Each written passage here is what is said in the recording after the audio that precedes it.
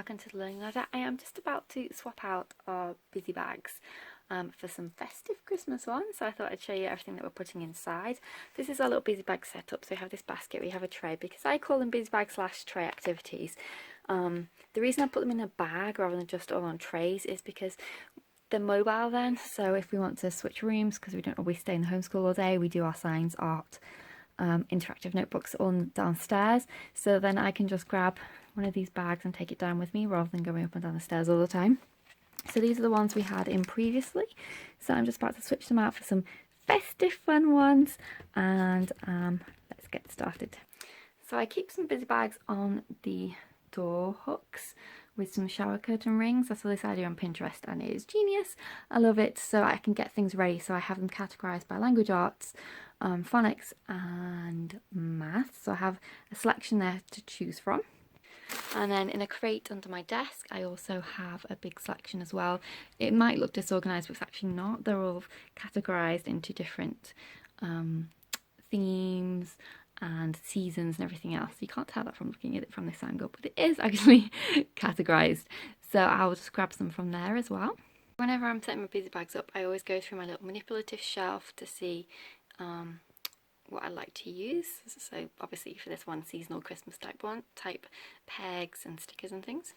I check out my hands-on activity area as well to see if there's anything else I can use in the busy bag. And lastly, my storage cupboard. So I check out what's in here and if there's any games or anything that I can pop in. So I know for sure there's going to be a puzzle that I'm going to use, so I'll show you that in a moment. Okay, so the first activity I have is this roll and cut and graph.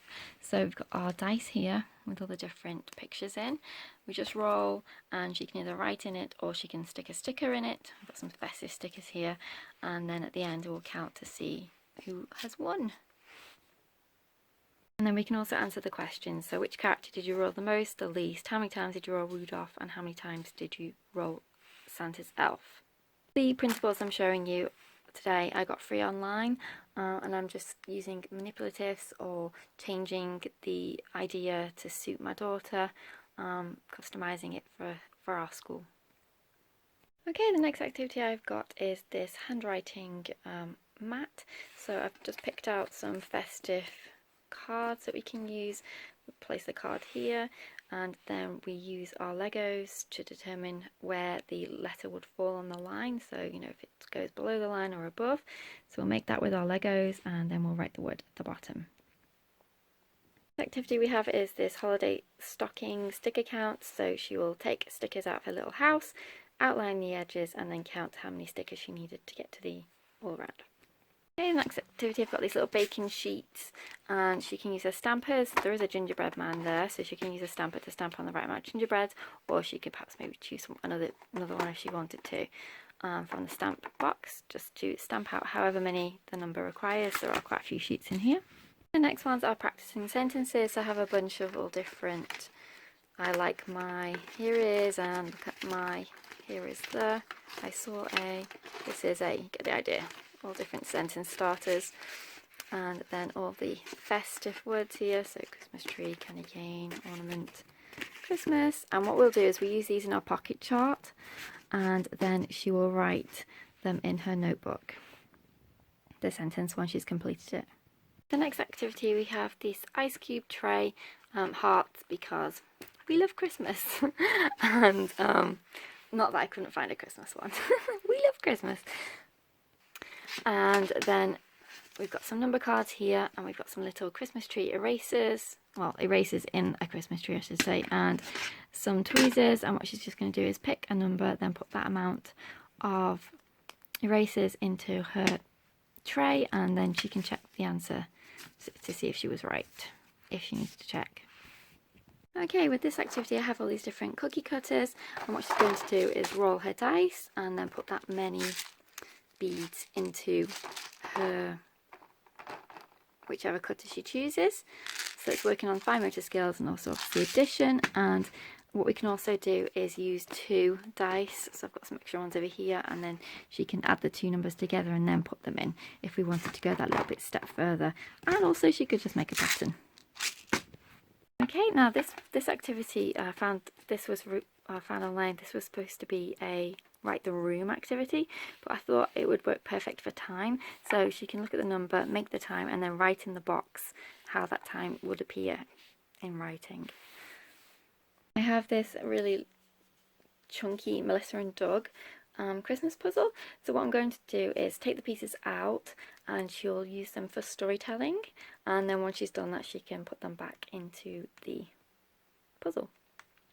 With this one we pick a Christmas tree and then put the right amount of presents under it as the number requests. I've got a Snowman Christmas card activity here. What I'll do is put all the supplies, because they're all listed very easily for you, in the bag, and then she can follow the step-by-step instructions herself. So there's the template. So what I'll do is I'll draw that onto a card for her, and then she can follow the instructions exactly. So next colour the snowman, add the cotton wool and the pom-poms, and make the arms. This is perfect if you're going out for any festive meals in a restaurant over the Christmas period. Just peel and stick to make, no glue needed. So I'm going to pop this into a restaurant busy bag for when we're actually going out to eat over the festive period. We've got on my Christmas book activity, and this is again something that we could take to the restaurant with us. So it's colouring, marking important information on here, when's Christmas, writing a letter, making a wish. And you know, it's like, for example, draw and write your wish, draw and write the gift Santa brought you. Well, she can do that part in the new year. So that would be a good little activity to take out with us to the restaurant too. Okay, now this is a verb practicing activity. So what she can do is, there's an elf version and there's also a Santa version. She can choose 3 cards, and for what the elf. So elf can stand, elf can sit, elf can look, and then she can write them onto her card. This one as well, you can also do like a Simon Says sort of thing. So the elf said stand, and then the child does, you know, whatever action it is, sit, stand, sit, eat, you know, all the different, just imaginative play as well. And this one is practicing sight words, and it's a puzzle. I think you can tell what the image is going to be, but you can obviously put them all on and reveal the image. Okay, for this one it's a matching word, so star, star, etc. I've got some stackable markers to make it fun, and then underneath as well is a little activity where she can think of a word that begins with the letters of Christmas. Okay, now this activity, there are various different subtraction questions that you can ask, and then the child can use some kind of manipulative to help them work out the answer and how many are left, how many presents are left in Santa's sleigh. Okay, so we've got a bunch of festive manipulatives here, little presents, drums and pine cones, and this is an addition activity, so she can use these to help her work out the problems, and then there's a colour key for her to colour the answer. And then with this one, it is a fill your sleigh, so fill the sleigh with however many presents is required, and you can check your answer if you need to underneath. This one I've got a selection of do-a-dot pictures. Again, this isn't perfect for if you've got any Christmas meals that you want to go out, that you need to go out to over the festive period, because they could easily go in your restaurant busy bag with some do-a-dot markers. You've got a Christmas bingo activity. There's a few different boards in here and all the cards here. So the bingo caller picks the card, and then you put a sticker onto the correct square. There's an array of different festive stickers in there. And I've also got some festive cutting activities, so all different patterns and designs, and it gets more difficult as it goes along. Then you can actually stick your shapes on. And we've got some little craft there to make, and some cut out images and stick them in the boxes. So some scissors and some glue. And then some the great busy bag idea. Got some festive mazes. So we've got snowman.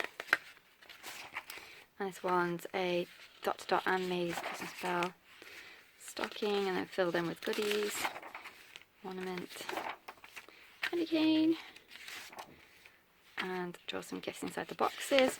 And as I said, pair them with some really cool markers that they don't always use, or some crayons, and you're ready to go. This is a little tissue collage set.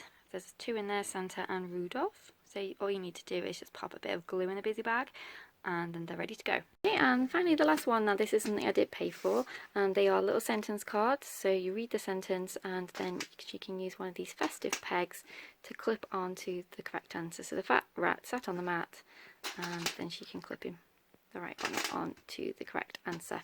So that's everything for my festive busy bags. I hope it gave you some ideas for activities to do with your little ones over the Christmas period. Thanks so much for watching. Take care, and I'll see you soon. Bye for now.